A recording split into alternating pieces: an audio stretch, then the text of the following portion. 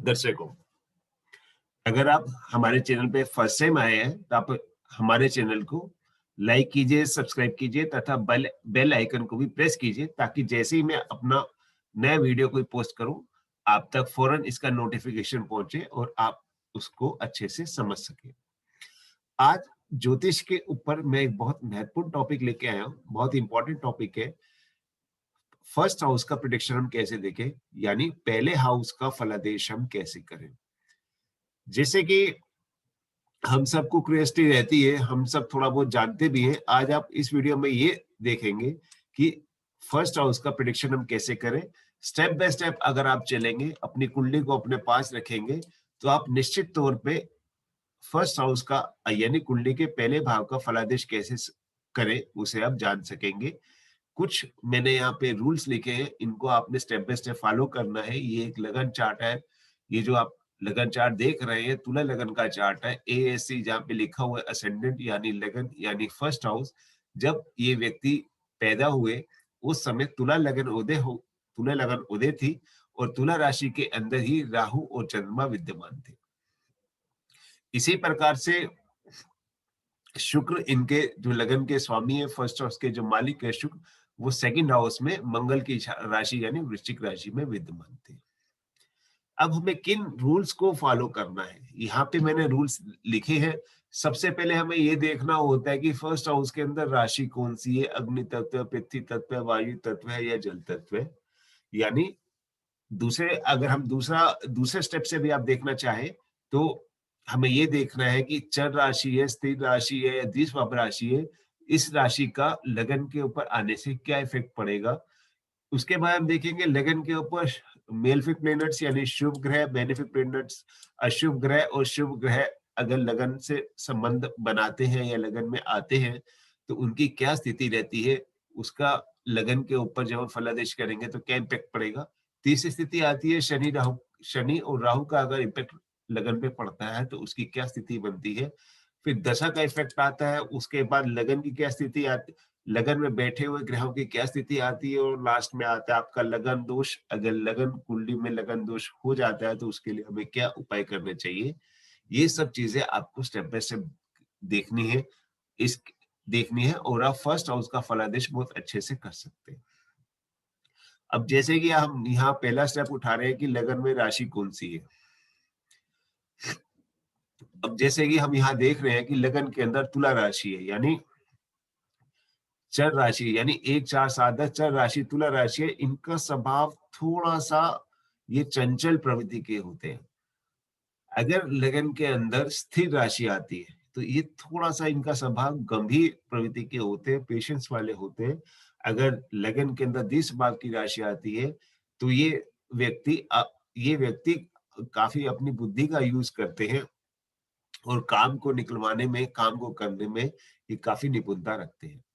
अब जैसे कि यहाँ पे चर राशि आई है तो इनको आप ये आइडिया ले सकते हैं यहाँ से, या ये आप गेस कर सकते हैं या ये प्रिडिक्ट भी कर सकते हैं।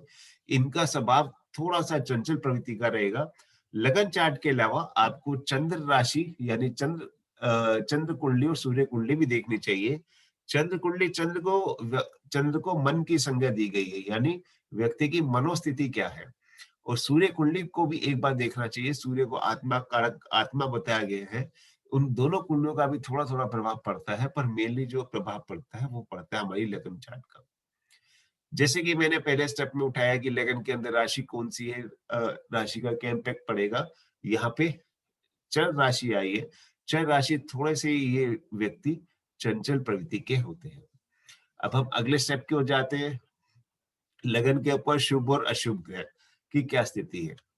जैसे कि आप यहाँ पर देख रहे हैं, इस चार्ट में देख रहे हैं, ये कर्क लगन का चार्ट है और कर्क लगन के अंदर मंगल, बुध और केतु है। सप्तम स्थान में शनि और राहु है। अब आप देखिए यहाँ पर मंगल नीच अवस्था में है, बुध पीड़ित है, शत्रु राशि का है, केतु भी शत्रु राशि का है, शनि और राहु जो सप्तम भाव में बैठे हुए हैं वो शापित योग का निर्माण करते हैं।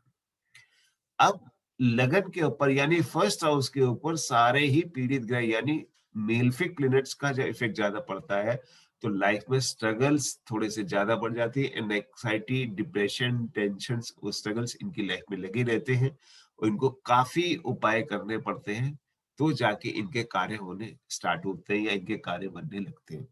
कुल मिला के कहा जाए, अगर फर्स्ट हाउस के अंदर शनि राहु का या मेलफिक ग्रहों का प्रभाव रहता है, तो ऐसे व्यक्तियों की लाइफ में स्ट्रगल दूसरों की अपेक्षा कई गुना बढ़ जाता है। अब हम यहाँ देखेंगे तीसरे स्टेप के अंदर, अगर लगन के अंदर शुभ ग्रहों का, अगर लगन के अंदर शुभ ग्रहों का प्रभाव रहता है। अब जैसे कि आप यहाँ देख रहे हैं लगन के अंदर शुभ ग्रहों का प्रभाव है, यानी फर्स्ट हाउस के अंदर ही आपकी कौन सी फर्स्ट हाउस के अंदर मकर राशि है और उसके अंदर बुध और शुक्र विद्यमान है। अब बुध और शुक्र विद्यमान है, बुध और शुक्र दोनों ही सौम्य ग्रह हैं, दोनों ही शुभ ग्रह हैं। बुध और शुक्र दोनों ही शुभ ग्रह हैं, इस कारण से ऐसे व्यक्तियों का जो लाइफस्टाइल रहता है या इनके लाइफ में स्ट्रगल्स कम होते हैं। लगन के अंदर शुभ ग्रह आने से स्ट्रगल्स स्ट्रगल्स थोड़े से कम होते हैं, इनके कार्य दूसरों की अपेक्षा जल्दी बन जाते हैं और लाइफ का पूरा एंजॉय करते हैं। हैप्पीनेस, खुशहाली, अच्छी लाइफ, लग्जरियस लाइफ, ये सब इनको आराम से ये ले सकते हैं या मिल जाता है। जैसे कि आपने देखा लगन के अंदर दोनों शुभ ग्रह, सप्तम में चंद्रमा बैठा है, वो भी दशग्निक शुभ ग्रह है, उसका इम्पैक्ट यानी सातवीं दृष्टि उसकी जो लगन पे पड़ रही है, और शुक्र यहाँ पे योग कारक होके बैठा हुआ है लगन के अंदर, तो शुभ प्रभाव को बढ़ा रहा है। इसी प्रकार से ऐसे व्यक्तियों की लाइफ में धन, धान्य, इज्जत, शोहरत, ये सब इनको अपने आप कम प्रयासों से मिलती रहती है, दूसरों की अपेक्षा इनकी लाइफ में स्ट्रगल्स थोड़े से कम रहते हैं। अब हम तीसरी चीज देखेंगे यहाँ पर कि role of Saturn and Rahu, यानी शनि और राहु का लगन के ऊपर क्या प्रभाव पड़ता है। अगर शनि और राहु लगन पे आ जाए या फर्स्ट हाउस में आ जाए तो क्या प्रभाव पड़ता है। बेसिकली ये हमारी सोसाइटी की और फूड हैबिट्स आदि के बारे में हम यहाँ से ज्यादा जान सकते हैं। यानी आपकी सोसाइटी कैसी रहेगी, आपका सोशल सर्कल कैसा रहेगा, वो आपके काम आएगा, नहीं आएगा, अच्छा होगा या नहीं होगा, और आपका खान पान कैसा होगा। यानी शनि राहु ये जो अशुभ ग्रह होते हैं, नैसर्गिक अशुभ ग्रह होते हैं, ये बेसिकली सेपरेशंस के कारक होते हैं, यानी चीजों को सेपरेट करने की कोशिश करते हैं, नेगेटिविटी को बढ़ा देते हैं। नेगेटिविटी बढ़ाने से लोग, अधिकतर देखा जाता है कि ये लोग थोड़े ज्यादा नेगेटिव कार्य में लीन रहते हैं, जैसे अल्कोहल का ज्यादा सेवन करना, नॉन वेज आदि चीजों का, तामसिक चीजों का ज्यादा सेवन करना और एक्साइटेड रहना, गलत निर्णय लेना, ये इनकी प्रवृत्ति में होता है। तो इस कारण से भी इनके थोड़े स्ट्रगल्स बढ़ जाते हैं। बेसिकली अगर शनि राहु का रोल लगन पे नेगेटिव रहता है तो आपकी सेहत यानी खान पान, सेहत और सोसाइटी में दिक्कत करते हैं। इसके बाद हम अपने नेक्स्ट टॉपिक पे चलते हैं, यानी लगन में जो ग्रह बैठे हुए हैं उनकी स्थिति कैसी है। जैसे कि लगन पे यहाँ चंद्रमा और राहु बैठे हुए हैं, तो इनकी पोजीशन और प्लेसमेंट क्या है। जैसे कि जैसे कि आप इस कुंडली में देख रहे हैं, चंद्रमा जो है तुला राशि में यानी शुक्र की राशि में है और राहु जो है वो भी शुक्र की राशि में है। अब इसका तात्पर्य यह है कि चंद्रमा अपनी शत्रु राशि में है और राहु अपनी मित्र राशि में, और लगन का स्वामी शुक्र जो सेकंड भाव के अंदर, यहाँ जो आप देख रहे हैं सेकंड हाउस के अंदर जो सेकंड हाउस के अंदर जो है वृश्चिक राशि के हैं, यानी मंगल की राशि के, ये भी अपनी शत्रु राशि में है। तो कुल मिला के हम जैसे ये देख पा रहे हैं कि अगर ग्रह शत्रु राशि में होता है तो वो थोड़ी सी दिक्कतें बढ़ा देता है, यानी परेशानियों को बढ़ा देता है, उसे एक नेगेटिव पॉइंट मिल जाता है। अगर मित्र राशि का होता है तो उसको पॉजिटिव पॉइंट्स मिल जाते हैं। तो इसका भी जब हम फर्स्ट हाउस का फलादेश करें तो इसका भी हमें ध्यान में रखना होता है। इसके बाद हम नेक्स्ट टॉपिक की ओर जाते हैं। नेक्स्ट टॉपिक जैसे लगन लगन दोष, यानी अगर आपका लगन लग्नेश पीड़ित हो गया है, जैसे 6, 8, 12 में जाके फंस गया है, जैसे यहाँ लगन के मालिक चंद्रमा ये 12th हाउस में जाके सन के साथ जाके लगभग अस्त हुए पड़े हैं, अमावस्या का योग बना हुआ है, लगभग अस्त हुए पड़े हैं। अगर लगन का मालिक 6, 8, 12 में जाके या अशुभ ग्रह के साथ में जाके फंस जाता है या अस्त हो जाता है तो लगन दोष का निर्माण हो जाता है। और इसी प्रकार से अगर लगन के अंदर भी अशुभ ग्रह ज्यादा आ जाते हैं, जैसे मंगल नीच का है, बुध पीड़ित है, केतु साथ में पीड़ित है, मंगल बुध केतु तीनों पीड़ित है, यानी लगन के ऊपर बुरे ग्रहों का प्रभाव ज्यादा है, लगन यहाँ पे घोर हो गई है, तो यहाँ पे लगन दोष का निर्माण भी हो गया है। लगन दोष एक ऐसा दोष है, जब तक इसकी शांति नहीं होती है, दूसरे सारे राजयोगों को या दूसरी कुंडली के सारे प्रभावों को कम कर देता है और व्यक्ति की लाइफ में स्ट्रगल्स बढ़ा देता है। इसके ऊपर मैंने एक अलग से वीडियो भी बनाया हुआ है, जो आप मेरे डिस्क्रिप्शन बॉक्स में जाके देख सकते हैं या मेरी प्लेलिस्ट में जाके देख सकते हैं। बहुत डिटेल में मैंने इसके बारे में आपको बताया।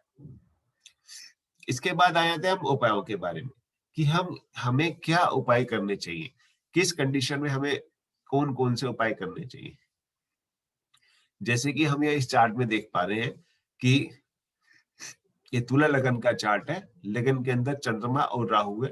रेमेडीज के अंदर जो किसी भी ग्रहों को आप उसकी किसी भी ग्रहों को आप एक्टिव कर सकते हो, किसी भी ग्रह को आप इनएक्टिव कर सकते हो, किसी भी ग्रह की आप पावर बढ़ा सकते हो। उसे अगर प्रतिकूल है तो उपायों के माध्यम से आप उसको थोड़ा-सा प्रतिकूल या काफी मात्रा में आप प्रतिकूल अपने अनुकूल कर सकते हो।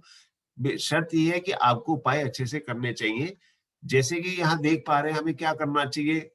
आप लगन, जो लगन का मालिक है शुक्र, ये वृश्चिक राशि में आ गया, शत्रु की राशि में। इसकी पावर बढ़ाने के लिए यहाँ पे आप जेमस्टोन भी डाल सकते हैं, डायमंड, ओपल या जर्गन, ये इन जातक को डाल लेना चाहिए, इनको सजेस्ट किया है।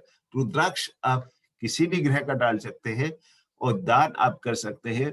बीज मंत्र आप किसी भी ग्रह का कर सकते हैं। बीज मंत्र करने की एक प्रॉपर विधि होनी चाहिए, आराम से बैठ के शांति से करने चाहिए।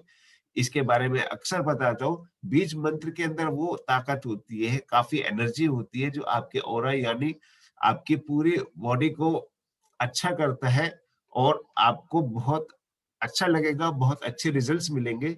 बीज मंत्र की सहायता से आप किसी भी ग्रह के अशुभ प्रभाव को आप कम कर सकते हैं या खत्म कर सकते हैं या काफी कम कर सकते हैं। इससे आपको फायदा मिलेगा।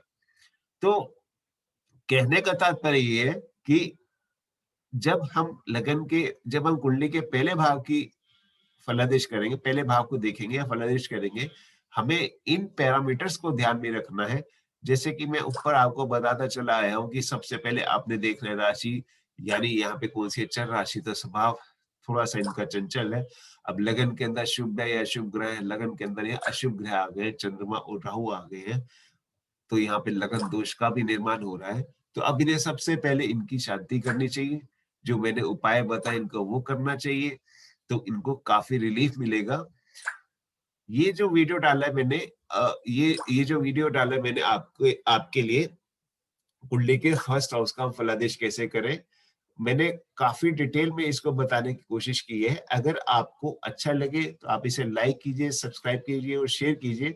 आप जितना शेयर करेंगे तभी ये आगे और लोगों के पास जाएगा और उन्हें भी एक सही विधि देखने को मिलेगी। आप मेरे साथ जुड़े रहिए, मेरे अगले वीडियो को मैं जल्दी ही अपलोड करूंगा। आप घर बैठे ही अपनी कुंडली कैसे देखें, अपनी कुंडली को अपने पास रखें, अपनी कुंडली कैसे देखें, आप मेरे वीडियो देख के जान सकते हैं।